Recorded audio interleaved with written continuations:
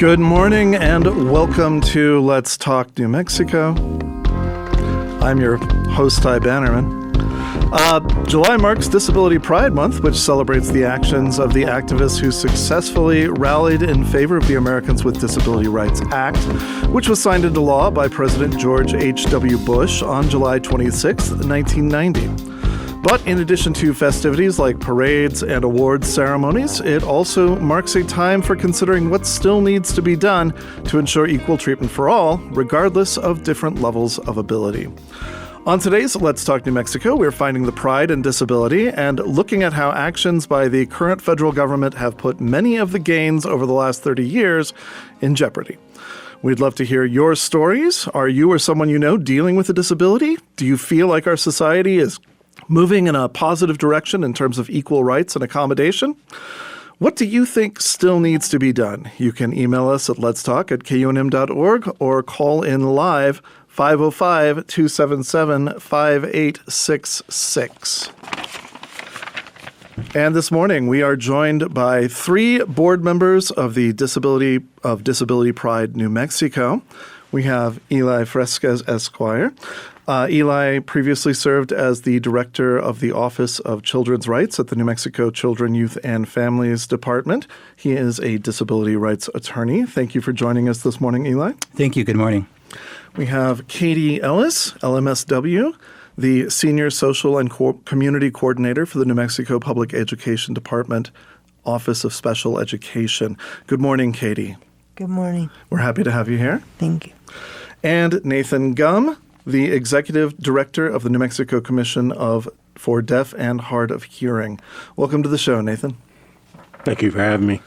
And we are also joined by Dana Mura and Alex Luce, who are American Sign Language interpreters from UNM's Deaf and Hard of Hearing Services.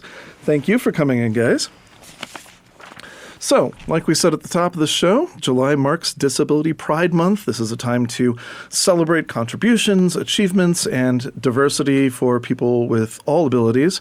Let's start with the basics. So, for our listeners who may be hearing this term for the first time, what is Disability Pride and what message do you hope that the month sends? I guess I'll take this.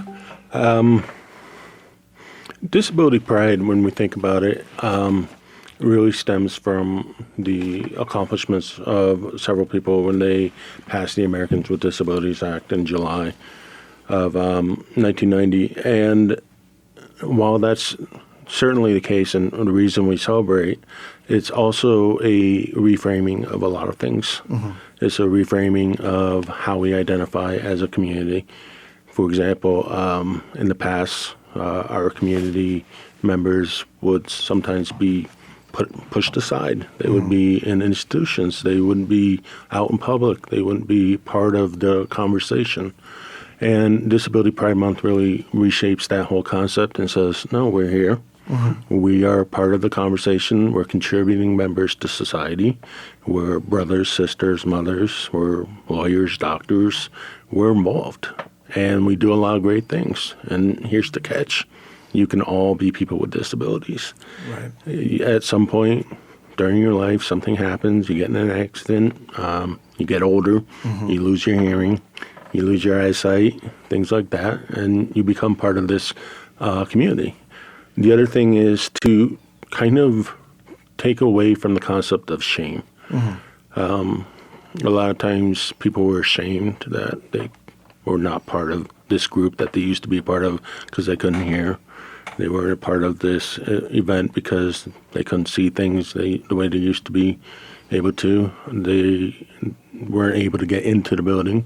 This takes away that and says, no, you can be proud, and we need to change things in our society to make people a part of this. So it's reframing that. And then the other thing is the cross disability. We are a diverse group of people. We come from all walks of life. We're veterans. We're people who are in good standing, social or economically standing. We're people who are poor. We're people who are college educated. We're people who went to high school. We're a diverse group. It doesn't really matter which group you're in. you're going to have somebody with a disability. And disability pride in New Mexico is still a relatively new celebration, I guess. And how has that evolved over the last few years? And what does that growth say to you about the state's disability community? Eli? Yeah, thank you again for having us. Disability Pride in Mexico is a 501c3 non-for-profit that was set up a couple of years ago. And we do a number of community events. It's really around advocacy, education, and support for people with disabilities in the community. Some of the things that we've done, for example, is we've done a disability flag pride raising event where we raise the disability pride flag in front of City Hall, for example, in Santa Fe. We've also had 3 disability pride marches in Santa Fe where we've marched towards the plaza, and we've had a community festival there with free access to information and materials on the plaza, entertainment for the family, for kids.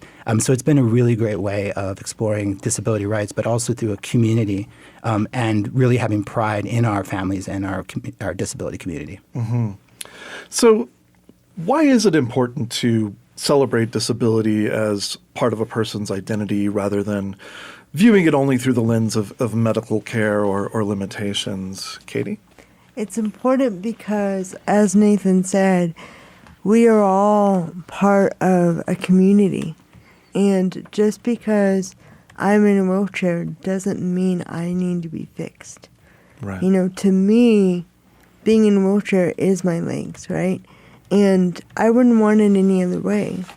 Just like, you wouldn't want to change, you may want to change your eye color, but you wouldn't want to change who you are as an individual. And that's the same for people with disabilities. We don't want to change who we are.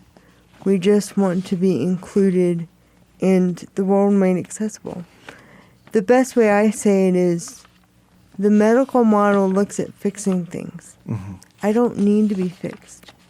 I was made the way I was made for a purpose. And sometimes you may not know that purpose quite yet. Yeah. But you will eventually find your purpose throughout your life. Your purpose is going to change. When I grew up, I thought I was going to be, when I was little and I was 6 years old, I thought I was going to be a doctor. And then I was sitting in the floor watching C-SPAN. I can't remember if it was the House or the Senate.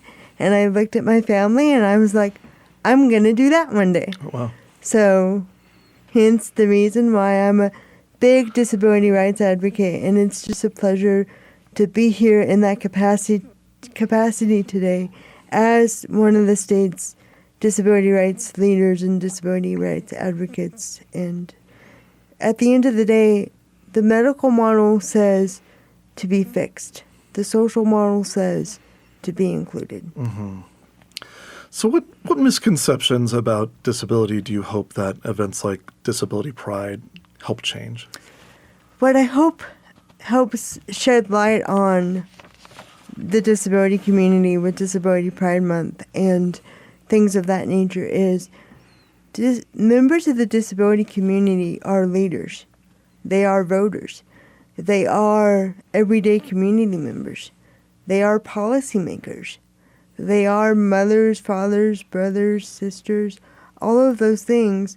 And they know things, they experience things that not everyone will experience in their lifetime. For example, I showed up here today an hour and 15 minutes early because I needed to figure out parking. Right. So we are very good planners in the disability community. We are very good organizers. We are very good problem solvers at the bigger picture because we've lived it. We know it. We see the we see the potential issues coming down the road that others may not think about. Because what people, as Nathan said, what people sometimes forget is the disability community is one of the largest minority communities. Anyone can join it anytime, whether it be permanently or temporarily. So, as we say, Disability Pride is celebrating in July. to honor the passage of the Americans with Disabilities Act, also called the ADA, which was signed into law by George H.W. Bush on July 26, 1990. I wonder if you could give me like a capsule history of the ADA, how that came to pass, and what kinds of rights it codifies.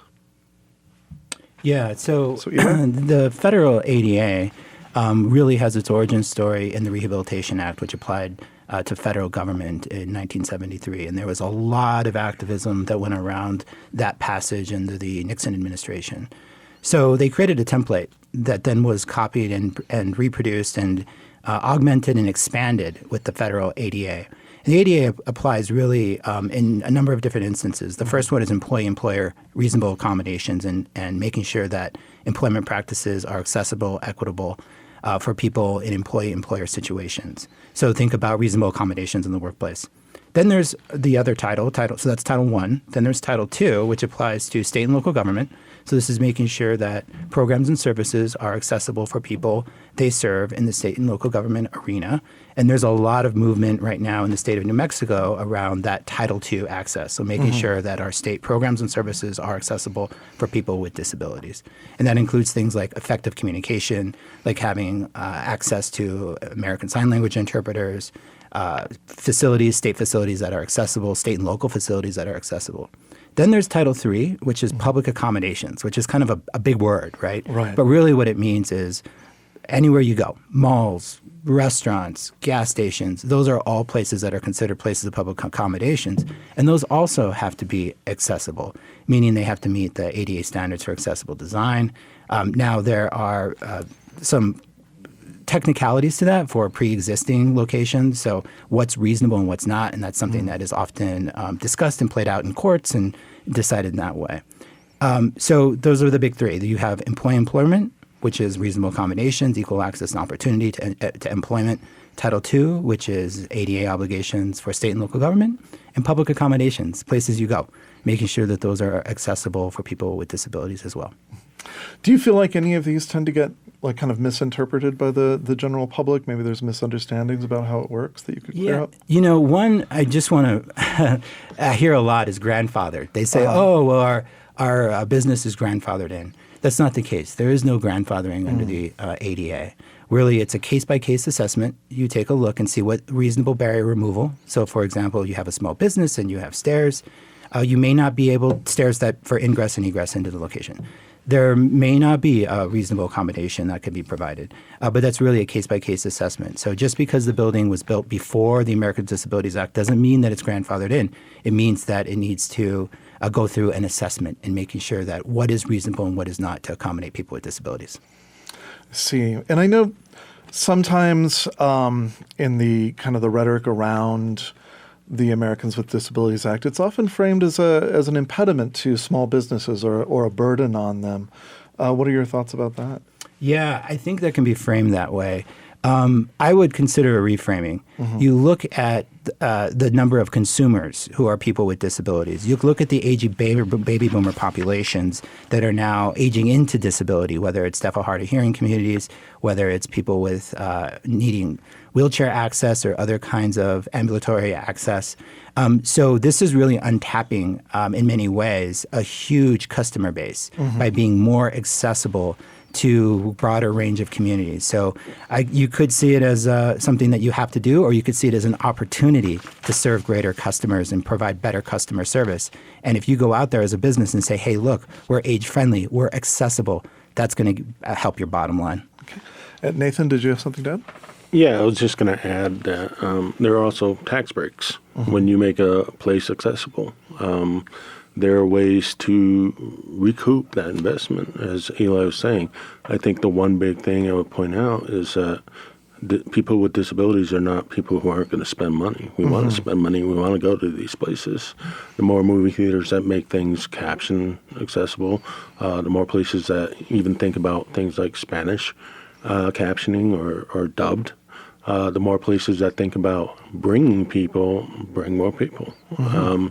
The more they do to make their places accessible, the more likely we're going to tell our friends that, hey, this is a place that's accessible and go there. And that can really help them.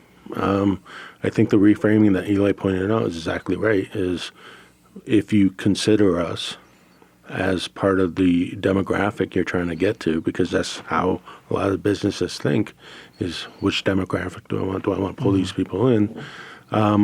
We're the contributors as well.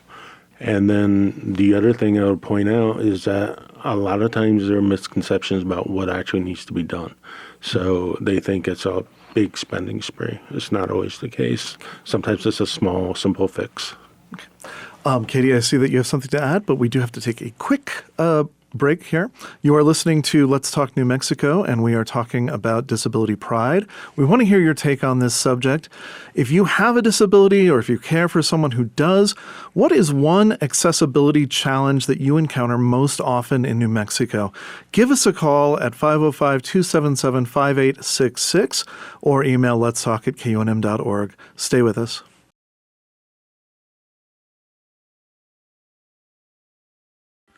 This is Let's Talk New Mexico. I'm Ty Bannerman. We are talking about the importance of accessibility to folks with disabilities this morning, as well as challenges coming from the federal government. What kinds of accommodation have made a meaningful difference in your life? Tell us about it, 505-277-5866. And right before the break, Katie, you were about to weigh in on misunderstandings about ADA compliance, especially for small businesses, and the way it's viewed? Well, I want to kind of segue us into voting, right? Because it is an election season this year, and I want to segue us into how important it is for people with disabilities to go to the polls and express their desires and their wants and their wishes. A lot of people, like Nathan was saying, we want to go and spend our tax dollars. I want people to go, yeah, Katie, I want your money. However, there's this idea that people with disabilities, when it comes to elections, aren't heard. And I don't know the exact number off the top of my head, but the last time I looked, especially here in New Mexico, 16% of individuals with disabilities are eligible to vote. And that is just the individuals that are willing to disclose they have a disability. Right. And so, back to Nathan's point about accessibility, if we allow people with disabilities to have their voice heard, then we're more willing to go to businesses. We're more willing to go to activities when things are accessible. You know, for example, when I'm out and about and I'm trying to go shopping with my friends or out to dinner with family or just simply come to this location, I have to plan multiple steps in advance of, is there going to be a place to park the van? Is there going to be, is the ramp going to be accessible? Is all these things going to be accessible? There's been many times I've driven around parking lots and waited 10, 20 minutes just to get an accessible parking spot to be able to park the van. So I think if we as disabled voters can understand that going to the polls and expressing your voice through the ballot box, that is one of the most powerful things you have, because our population can really change the voter outcome for an election. Absolutely. And, you know, speaking of kind of like voices being heard and taking action, I did want to go back a little bit to talk about the history of the ADA. And I think when we were speaking the other day about it, you really highlighted how it wasn't just a matter of legislative bodies like coming together. It was a question of people going out and actively demonstrating. I do want to just play one iconic moment from that for our listeners. This took place March 12th, 1990 during the Capitol Crawl. Could you tell us a little bit about the Capitol Crawl? So the Capitol Crawl was, the disability community was working really hard to get the ADA passed. For those that don't know, Judy Heumann was the mother of the disability rights movement. And she was one of the founders of the 504. As Eli mentioned earlier, the 504 is what really started the spearhead of the ADA. Capitol Call happened because it was supposed to be heard in the Congress. I can't remember off the top of my head right now if it was in the Senate or the House. And it was scheduled for a hearing, but then it got pushed back. And so what happened was there was another demonstration, just like the 504 sit-in, but this time it was called the Capitol Crawl. And there was a young lady with a packet in her back pocket, and she climbed up the stairs of the Capitol and said, "I will stay here all night if I have to." With that packet in her pocket, she has cerebral palsy, and a bunch of senators and representatives saw that and realized, that's my constituent trying to get to me to have a conversation. We have to do something. So that was 8-year-old Jennifer Keelan that you're speaking of. She used a wheelchair, and she wound up going up the steps without the wheelchair. Exactly. And I just want to play the tape of her saying that line. They asked her how long are you going to keep trying at this, because she was having a lot of difficulty going up the stairs. So I want to play her response to that. I'll take all night if I have to. And what are your thoughts on hearing those words in her voice? So my thoughts are still the same with that. The disability community will take all night, all day, all year, if we have to get the rights passed. And that's why I greatly appreciate Representative Catherine Cates being here with us today, is we are getting our state legislators and our state officials to understand that the disability community here in New Mexico will be here all night, all day, calling her phone and blowing up her text messages saying, we need your help. And so to me, those words, I'll take all night if I have to, still ring true to this day, because myself, Nathan, and Eli, and the rest of the disability community, it's our duty and it's our prerogative to fight for an accessible New Mexico, because it's going to help everyone. And this seems like a great opportunity to introduce our fourth guest this morning. That is New Mexico State Representative Kathleen Cates, a Democrat representing Rio Rancho. Thank you for coming in today. Yeah, thank you for having us. So, as Katie perhaps alluded to, you have taken up a certain championship of disability rights in New Mexico. I believe that last session you championed the Office of Accessibility Act. Can you talk to me about what that act would have done? Of course. And this last year was our second year that we presented it. If I'm reelected, I'll be presenting it again this year. We don't have a centralized reporting place for accessibility issues on state-managed and owned buildings, websites, technology. We're working on them, and we are mostly compliant, not 100% compliant, but we're working on them in siloed areas. Also, I like to tell the story of if you're having a problem accessing a state building or a website, who do you report it to? Do you report it to the state's IT program or the AG's office or the building manager, or each state building has to have an ADA coordinator? And the answer is yes, all the above, which means data is everywhere. And I want decision makers to have centralized data so they know where to make the investments for accessibility.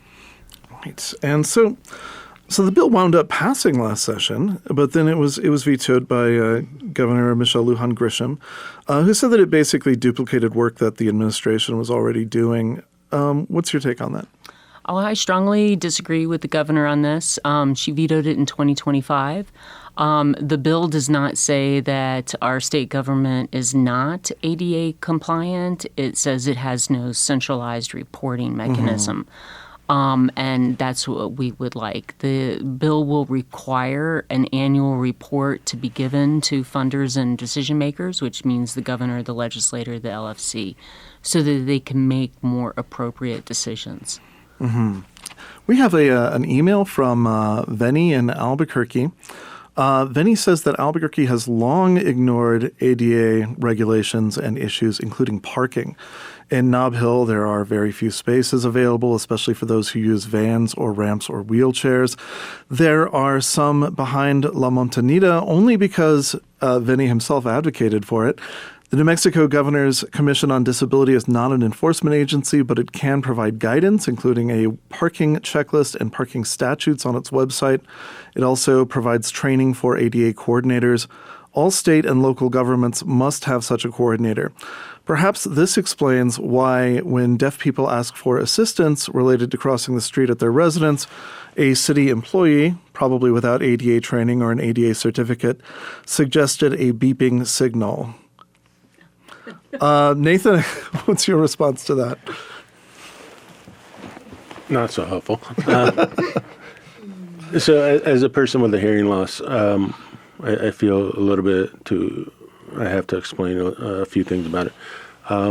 Oftentimes people look at it as deaf and they say different phrases, but the general consensus being, if you're deaf, you cannot hear anything at all. That's not the case. There are frequencies in your hearing. So which beeping would work? Low tone? A high tone? What would it look like? How would it work? Would it work for everyone? And when you start to really think about it and conceptualize it, you realize beeping is probably not the solution. You want to think about things like vibrations. You want to think about things like light signals. But then what about our deafblind community? How do we make sure that they're able to cross the street too? We have a wonderful complex in Albuquerque called Pa Highland. And that complex houses a lot of people who are deafblind, etc. So how do we make it accessible for them? Well, again, you go back to, vibrations. So if you put a vibration disc under the button that you pressed, and they know that when it's vibrating, they can cross, we could do that. But the issue is usually a lack of awareness. So we go, beeping will solve it. Right. Yes, Representative Cates. Thank you so much. Yes, this is a pet peeve of mine, is that when public projects are being created, whether it's a monument or a street crossing, they don't have an individual with non-typical abilities on their design crew. I advocated maybe 18 years ago, the city of Albuquerque installed millions of dollars of ADA compliant playground equipment and put them in sand pits. So you would go down in your chair in a ramp and then couldn't get access to it. Right.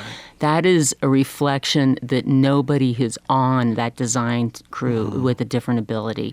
And I would strongly, I encourage my legislators that when they are deciding to make capital outlay investments, that they are requiring those groups to have individuals of non-typical abilities sit on there so that they can actually have that perspective, whether it's sight, hearing, or chair use.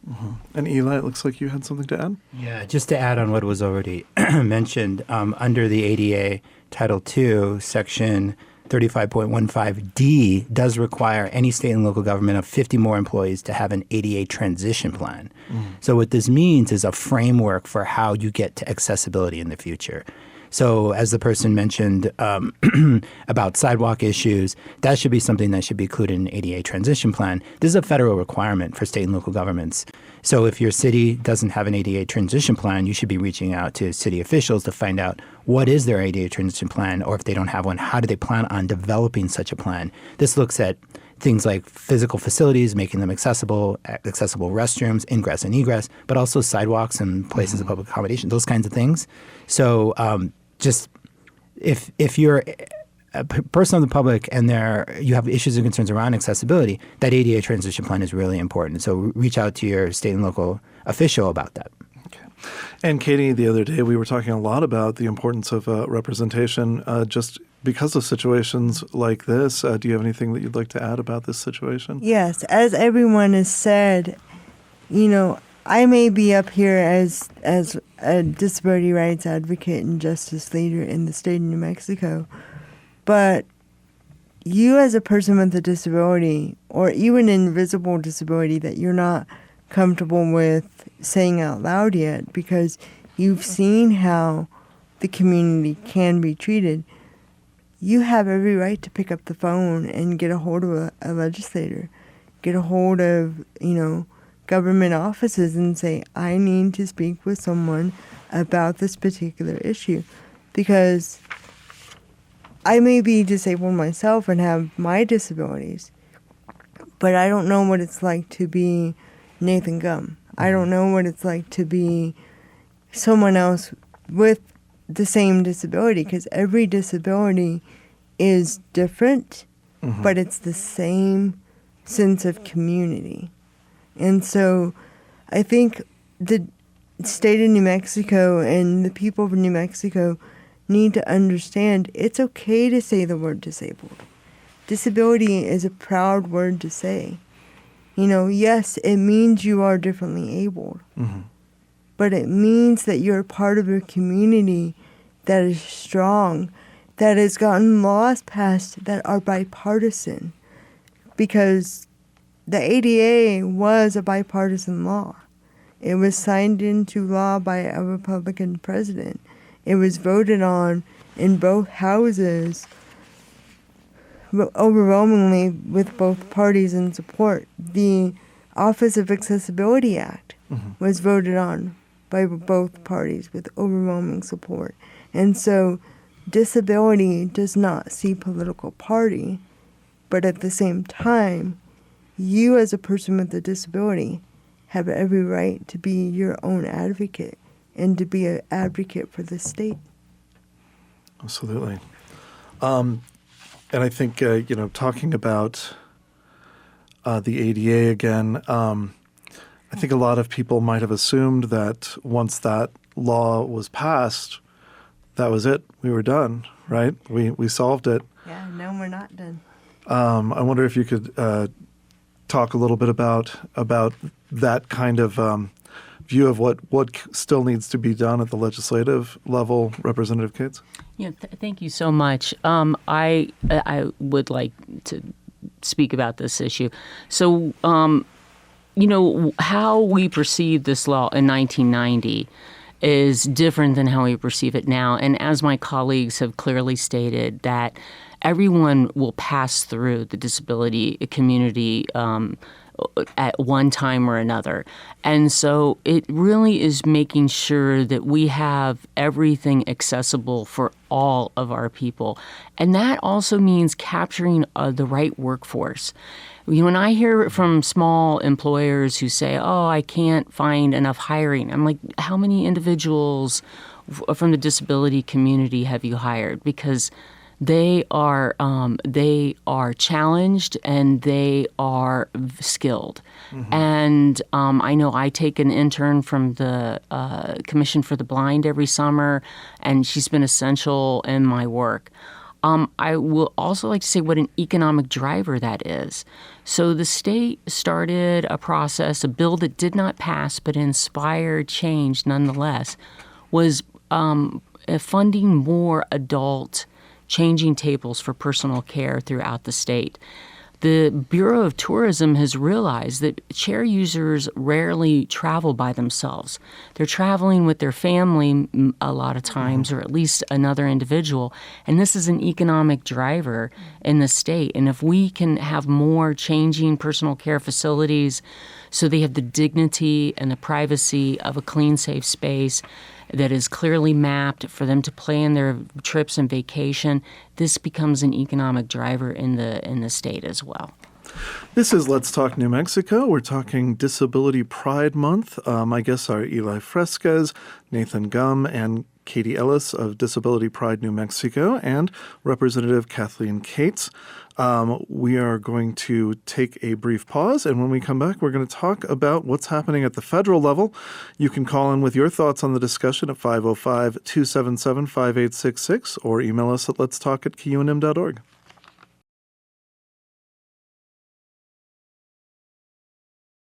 You are listening to Let's Talk New Mexico. I'm your host, Ty Bannerman. And right before the break, we were discussing the way that a law does not necessarily solve all problems once it's passed. And I believe that, Nathan, you had something to weigh in on? Yes, I did. One of the things that we find is best intentions sometimes can't predict the future. When the ADA was passed in 1990, the internet was in its infancy. Things were evolving over time. We didn't have modern devices that you could put in your pocket that would allow us to access a number of things that they do. So when it was passed, there were a lot of considerations that they didn't have. We, in a deaf and hard of hearing community, we talk about loop technology. That's from the 70s, give or take. And now we have Auracast technology, which is Bluetooth-enabled technology. Right. We didn't think about video relay services the way we do now. Back in the day, it was a TTUI, a big device that you put out your phone on it. We didn't think about all these things because they didn't exist. So they were kind of developing, but not there yet. So oftentimes when we talk about federal law, we're talking about language that was written that talks about telephones and things like that. But they don't think about the future of what accessibility looks like. And the great thing is there are a lot of people coming up with great technology. But when you try to talk about it, it kind of gets lost because somebody looks at the print and they go, well, this isn't really talking about that. So a lot of times you see language in there that talks about, well, and other considerations. Well, who's the expert at that? And this goes back to the conversation we were having, which is involving people. Who are those people who use this equipment and this technology in those discussions and even in lawmaking? So when we go, okay, let's think about this, let's think about that. They did at that time, but things evolved, things changed. So that's why you have the 21st Century Telecommunications Access Act, which got passed later on. That's why you have other federal laws that have come out since then. That's why we continue to have these conversations and continue making these laws. Absolutely. Eli? Yeah, just to add on what Nathan was saying about the ADA passing in 1990, one of the things that didn't really exist as anything like it does today is the internet. So one of the big changes that the ADA has seen is new publication of regulations around websites. So now state and local websites are required to comply with these web content accessibility guidelines. So it's one of the biggest changes that ADA Title II has seen is not only does it apply to physical facilities, which require these architectural standards, these ADA standards for accessible design, but now there are these new standards that also apply to state and local websites as well. So think about, oftentimes people go to a county office to get their public benefits or services or all these different things, could be a courthouse, these kinds of things. Many people now do it on their phone. So how do we make sure that our websites and apps are accessible? And the ADA has risen to that occasion, is now requiring state and local governments to comply with these website application requirements for accessibility. Now, these have been pushed back a little bit by the current federal administration, so they have an extra year. But state and locals basically of 50,000 or more are required to have these new guidelines in place for their websites and apps by April of next year, 2027. So that brings me to a point I wanted to come back to, which is that not only are there new use cases that develop, but also sometimes a new federal administration will have different interpretations and take different actions. For instance, this year, the Trump administration last year, 11 pieces of ADA-related guidance, which included like tips for businesses on creating accessible parking lots and fitting rooms. Now, this is guidance, not law, but can you tell me why rolling back guidance becomes a concern for disability rights advocates, Nathan? So this goes back to what I was talking about. So the law is broad. It doesn't cover everything. It was written before all these things existed. The guidance, as Eli mentioned with the new regulations with like website accessibility, try to address that failing, that lapse, that issue where things evolve and we need to kind of address these things. So when you take it away, you're kind of going turning back the clock. You're going, okay, let's go back to the original language, which may not talk about things like internet access, which may not talk about things like adult changing tables, because that's not something that was really thought about back in the day. So this is why it's important to continue having these conversations, but it's also why it's important to have a kind of redundancy of sorts where the state kind of goes, okay, we're going to step up and say this is required. This is part of it. Here's our guidance. And then that kind of reinforces that people with disabilities aren't forgotten because the guidance goes away. Right. And I think, Katie, you had something to say? Or Representative Cates? Yes, I just wanted to piggyback from Nathan there, is that I want my government to make sure that services and goods and access to public spaces are accessible for everyone. And that I do not believe that it is a special right or a special investment. It actually will help my business, help my public space, help my government to have those voices. And so I want to support individuals who understand that perspective.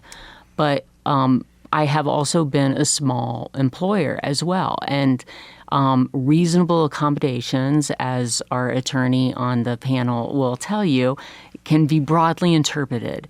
And so that is where the conversation, if we can agree upon the shared goal of making access available for everyone, then we can continue that conversation in interpreting the phrase reasonable accommodations. Okay. Go ahead, Katie. Real quickly, one of the things I'll add is one of the things that I hope Disability Pride Month and disability advocates across the country and across New Mexico will continue to fight for in Washington is we talk about marriage equality in the country, but the disability community doesn't have marriage equality. Because take someone in a wheelchair, for example. If they need personal care attendance or things of that nature, insurance sees that spouse as the individual's full-time caretaker. I may be of a different opinion, but if you have a spouse, it is not always their job to make sure you're showered, make sure you're clean. That is your job. Make sure you're fed.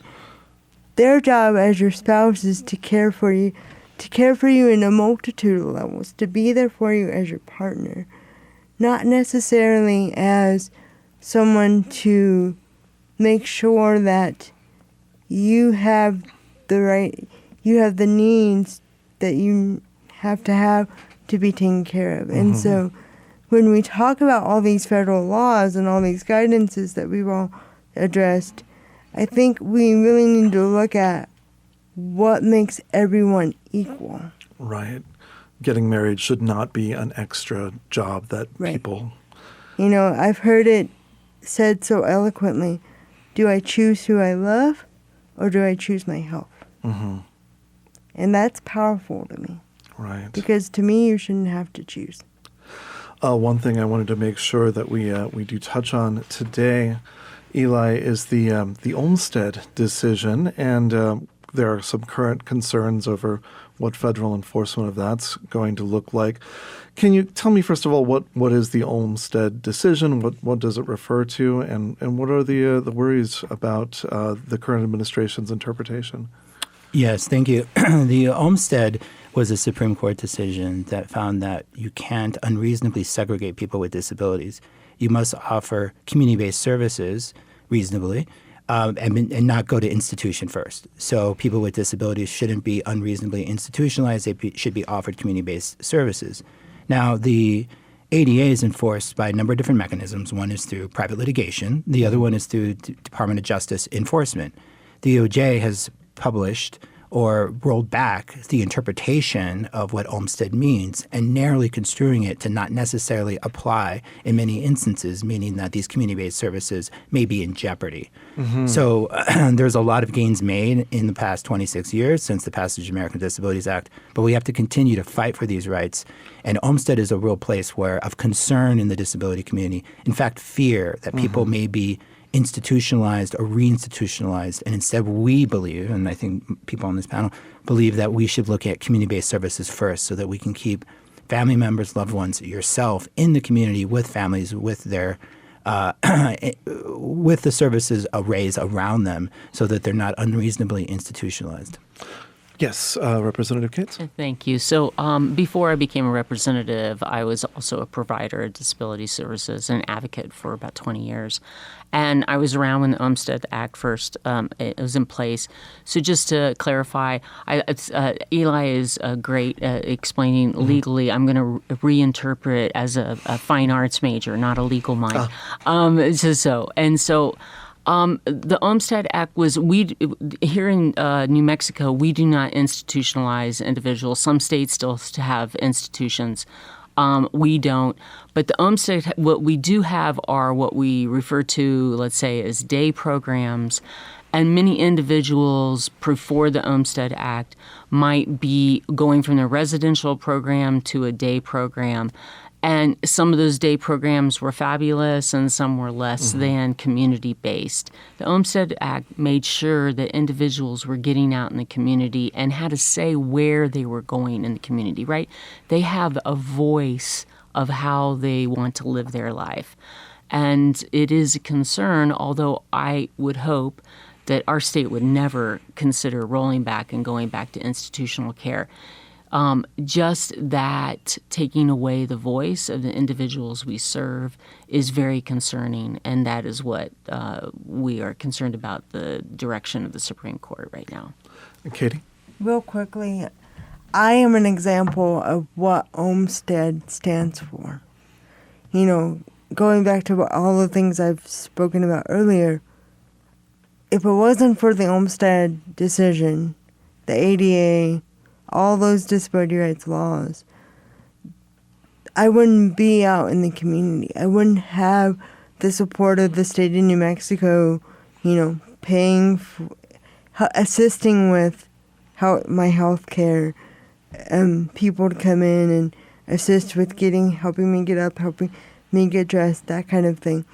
And to go back to Representative Cates' point real quick, the state did institutionalization.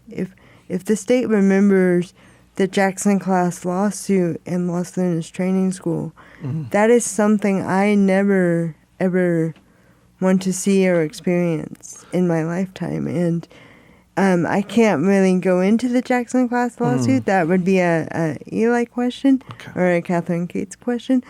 But for me as a person with a disability who relies on Olmsted and the ADA and the 504 to wrap services around me so that I can be a productive member of society, that's why Olmsted is important. It allows the law to say Katie is required to be in here with her community, because it affects mental health when you think about it. You know, if you were locked up all day in your office or in your house, you would go nuts.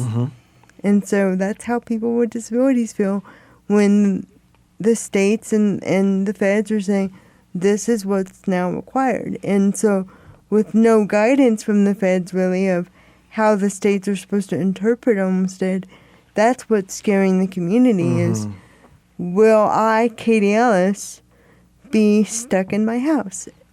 Quick example, I'm technically stuck in my house right now because my chair won't drive correctly. And so I have to be mindful of how far I'm driving my chair at this point. So I got a little taste of what it could be like if Olmsted goes away, and I don't like it. And Eli, I wondered if you could tell us a little bit about that lawsuit in Los Lunas that Katie mentioned.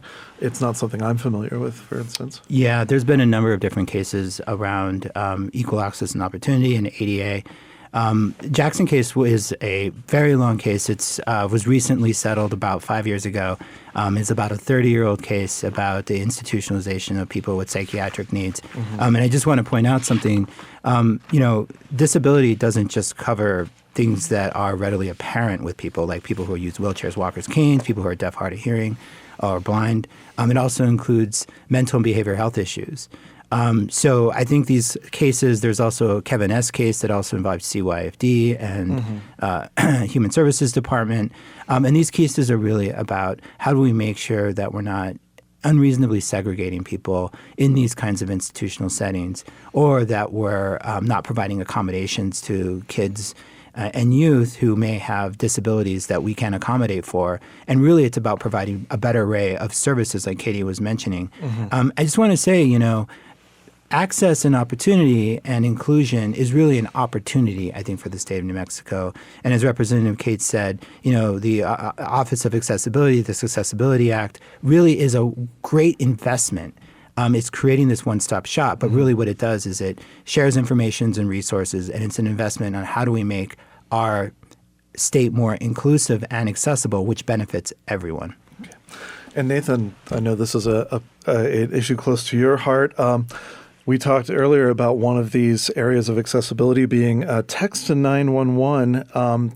That's something that could be broadly more useful for people of all abilities. Can you tell us a little bit about that? Yeah, so when we talk about text to 911, I want to quickly clarify that I'm not talking about a separate app that you sign up for and that gives you the capability of contacting 911 services.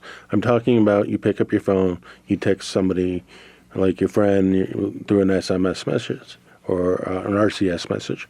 I'm talking about that texting, and I'm talking about doing it, just picking up a phone and being able to text emergency services. On your iPhone. Yeah, on your iPhone, on your Android device, whatever it is, whichever side you want to pick. You text them, and you're able to get a response and get help that you need. And why is this important? Why is it crossover? So for individuals like myself who don't necessarily hear very well over the phone, or maybe don't have the cell service necessary to make a video call, texting 911 services means that I can get medical help, fire help, etc. For the general community, and I want to make this very clear, the general community, I'm talking about your kids who have a cell phone. Let's say they're in a horrible situation where there's a school shooting, and let's say that the gunman is nearby, and they want to get emergency services. They should be able to text for those services just as much as I need to be able to contact emergency services. And why is that important? Well, picking up a phone, making a phone call, and talking brings attention, whereas texting subtly, quietly doesn't. And this kind of applies in a multitude of ways, not just with text 911, but with closed captioning. Yeah. A lot of people who go on their planes don't necessarily listen at full volume, maybe some of us. They watch a movie maybe with closed captions. Yep. And the other thing that I would say is... So one thing is the music has started. So we have reached the end of the hour. Sorry to interrupt you on that. I think it's fascinating. But thanks to everyone who emailed us. Big thank you to our guests, Eli Fresquez, Nathan Gum, Katie Ellis, Representative Kathleen Cates. You can comment on this show by email at letstalk@kunm.org or find us on social media. Audio from today's show will be up on our website soon. You can also watch the episode on our YouTube channel later today. Our engineer is Marina Spencer. Bryce Dix handled the phones. Megan Kamrick produced the show this week. I'm Ty Bannerman for Let's Talk New Mexico on 89.9 KUNM.